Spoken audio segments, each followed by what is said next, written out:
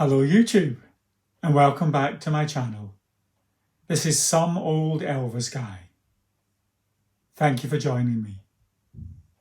Now today's video is a video that is connected to a video I did a few weeks ago when we looked at the 1984 album Always on My Mind. And when we looked at that album, the single that was released to support that album, the 12-inch single, had some unreleased tracks on it, Dark Moon being one of them. And in that video we mentioned where Dark Moon came from. And it came from the Golden Celebration box set, which is what today's video is about. And some of you are quite interested in this box set, so we're going to have a wee dive in to have a closer look at it. Now, what's interesting is that when this box set came out in 1984, it came out as part of the 50th anniversary celebrations. Those of you who were Elvis fans at the time will remember that as a period when we got a lot of reissues of albums that we'd been unable to get for several years, along with new compilations and exciting sets that came out. Bear in mind, this was in the days before FTD existed. Now, the bit of the background to this came out when Greg Geller took over responsibility for Elvis releases. In 1984, he took over from Joan Dreary, if you remember her. They decided to upgrade what was being offered by the label in terms of its Elvis material. And the 50th anniversary was the ideal opportunity to do just that. So Joan Dreary and him working together assembled a series of releases which included some key reissues of significant albums, but also of new compilations. So we had compilations like I Can Help, for example, that came out for the 50th anniversary. We had Always on My Mind that we looked at in a previous video. If you haven't seen that video, have a pop through my channel and watch it. I think you might find it interesting. And today's video, we had this set, a Golden Celebration. Quite a size of a set. This has 6 LPs and runs to almost about 4 hours. So it's quite a size of a set. If we have a quick look at the back, if we have a wee close up, it's a numbered limited edition. If you have a wee look at the label here, it says a numbered collectible Elvis number, and mine is number 612. You'll see the label's a little beaten up and seen better days. Mind you, haven't all of us that were around in 1984 seen better days? I know I'm a bit rough around the edges these days. So let's have a little bit of a dive in, have a look.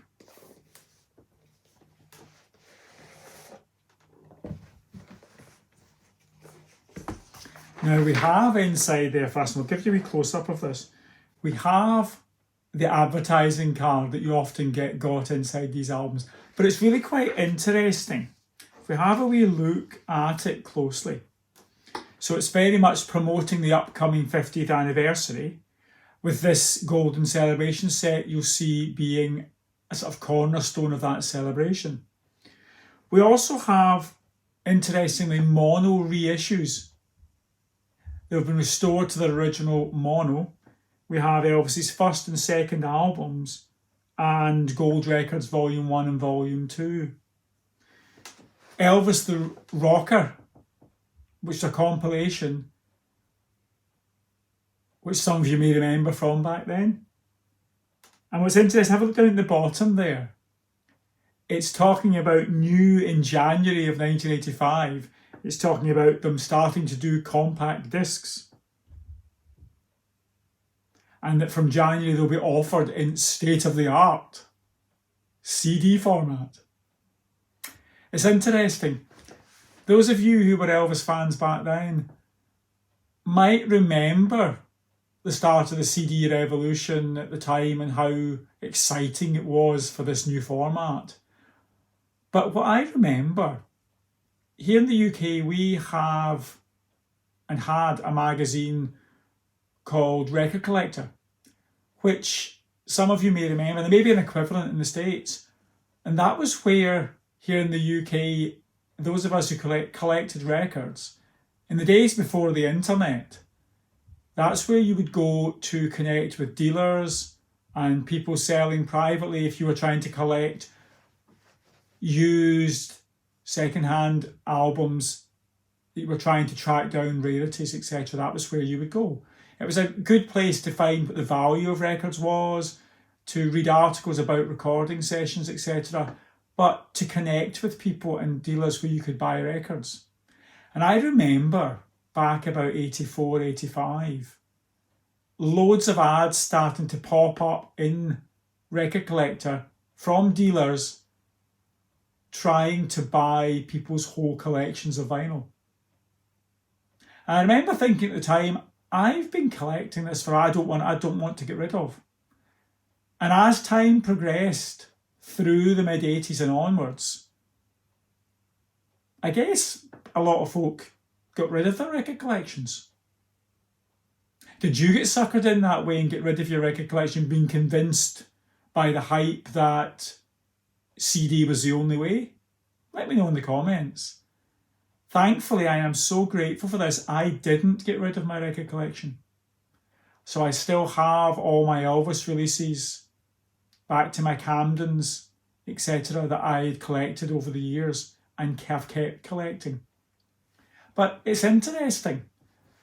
This golden box set, I remember in 1984 being so excited to see it on the shelf of my local Woolworths. That's where I often went. On a Saturday, I would go into the local town, go to Woolworths, go to a shop we had here in Scotland called John Menzies for my records. There was also, in those days, more than one independent record store in our hometown.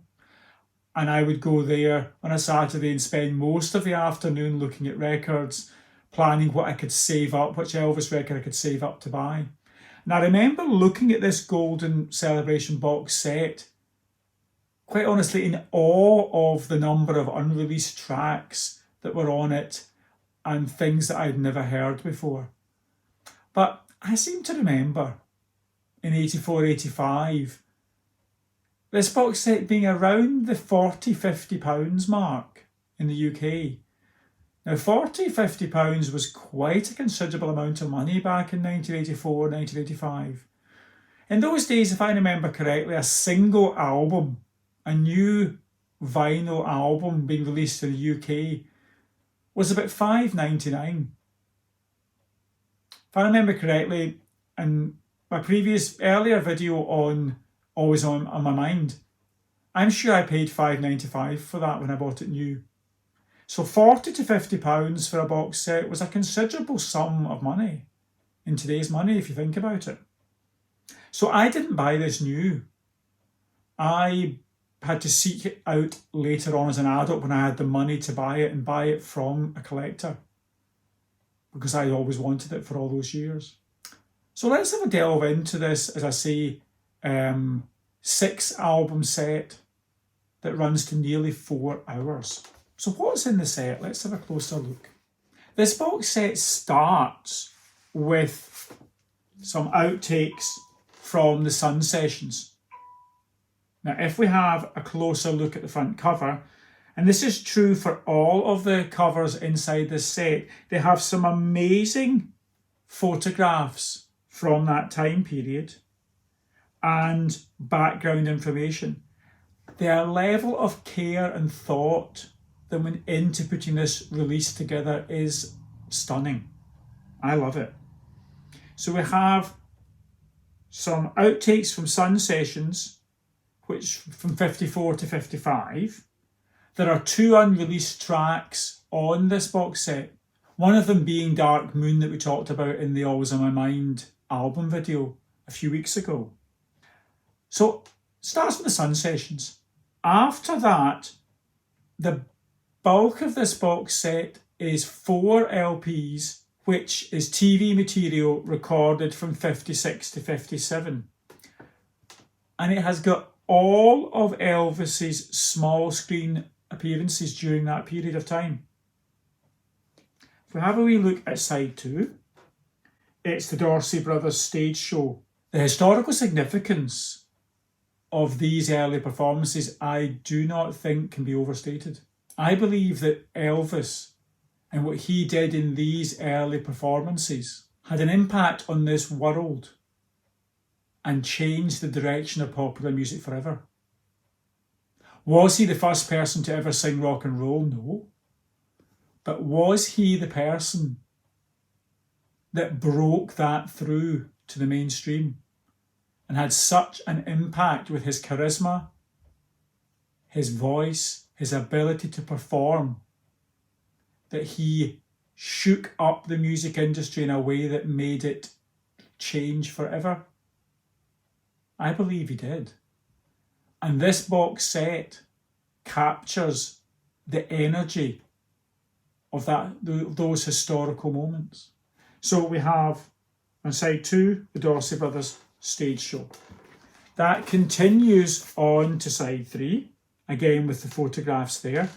And what's interesting is it will be obvious when you think about it, if we're covering all of those early TV performances, there is going to be repetition of tracks in here. We have got 5 performances of Heartbreak Hotel and 7 of Hound Dog in this set. But one of those Heartbreak Hotel performances, for example, is backed by the Dorsey Brothers Orchestra. So again, hugely significant. Side 4, we go on to Milton Berle and Steve Allen show. And you can see the differences in the different shows. You can see, for example, what Steve Allen's kind of attitude towards rock and roll music was.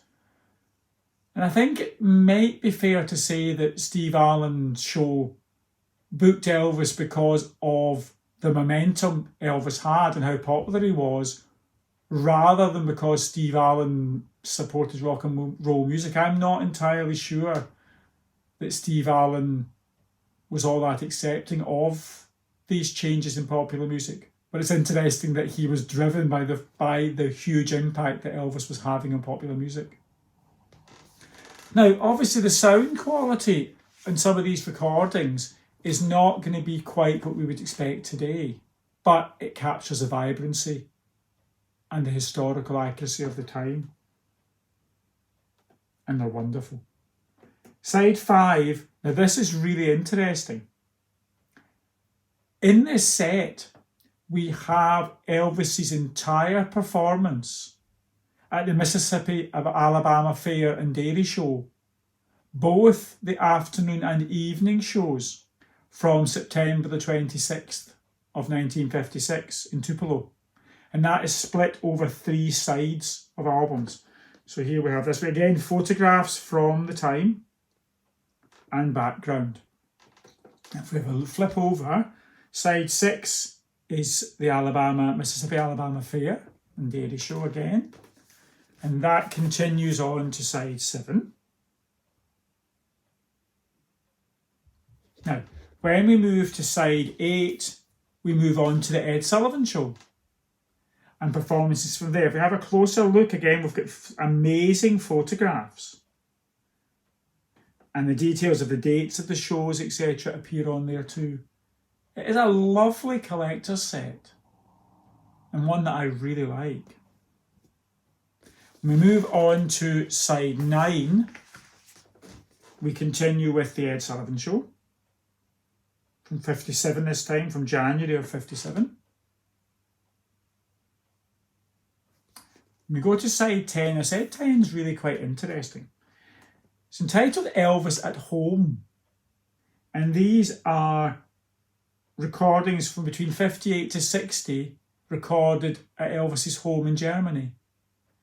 If I have a closer look at the tracks, it's quite interesting. We've got Danny Boy, Soldier Boy, The Fool, Earth Angel, and He's Only a Prayer Away. And again, significant because of how unusual they are. The fact they're not studio recordings, but they give us a glimpse into Elvis at the time he was in the army. Again, some lovely photos from Germany included on there. I do love the level of care and attention to detail put into this set. We go to side 11. It's called Collector's Treasures. Now it says date unknown, and they were discovered at Graceland. And it's in there that we find Dark Moon, which was released on the 12-inch single For Always in My Mind, that supported the album that was in the video we talked about in the video a few weeks ago. It comes from this part of the box set, A Golden Celebration. And we close out this set with side 12, which is outtakes from the 68 comeback special, the singer special from Burbank, California. Again, some lovely black and white photographs and some background on there. Now, it's worth saying that all of these discs, including the Burbank recordings, are in original mono, which is very much in keeping with the set. As I said before, I'm not saying that all the recordings here are of a similar quality to what you might expect nowadays. Of course they're not. But I believe they really accurately capture this period in Elvis's life.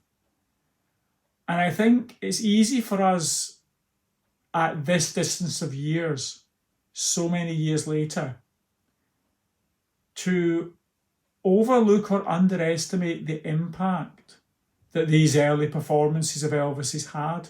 He literally burst through that television screen, and I believe changed the course of popular music forever. You just have to look, and you can see some of them on YouTube. You just have to watch some of those early performances. The energy, the raw vibrancy in those performances. I do think many people didn't know quite what was hitting them when they saw these for the first time. And this box set captures that energy in those raw performances. And they had an impact on society. The groups that came out talking about corruption and the world was going to be changed forever by this man Elvis. Talking about the negativity of it. I've heard spots on the radio with local officials planning to go round restaurants and cafes to ask them to remove any Elvis records from the jukeboxes. Well, that didn't work, did it? But it just shows how much he was breaking the mould. Because when you're changing something, there can be resistance to that. And if you think what music was like before Elvis came on the scene, he changed it forever. And this box set, I think, is a really good historical record of that impact. Now, I believe there might have originally been a booklet with this box set. As I say, didn't buy this new, I bought it from a dealer some years later. So I don't have any booklet in this set. Perhaps if you've got this set and you've got a booklet, perhaps you could let me know in the comments. There was a 4 CD set came out a few years ago. Let me know what you think of the set in the comments. I think it's a lovely set. Let me know what you think about the impact of those early TV performances. Do you have a favourite early performance of Elvis on television? Do you have a performance you don't particularly like? Do you have thoughts on any of the particular shows? Do you have thoughts on Steve Allen and his attitude towards rock and roll music? Let me know your thoughts in the comments. If you've liked this video, I would really appreciate it if you could click a like for me, because that helps YouTube's algorithms to promote this video. And if you've liked my channel, if you could subscribe, it would be absolutely amazing. And click the notification bell so that you are notified when I create new content. Thank you so much for joining me today. This has been Duncan, some old Elvis guy. Till next time.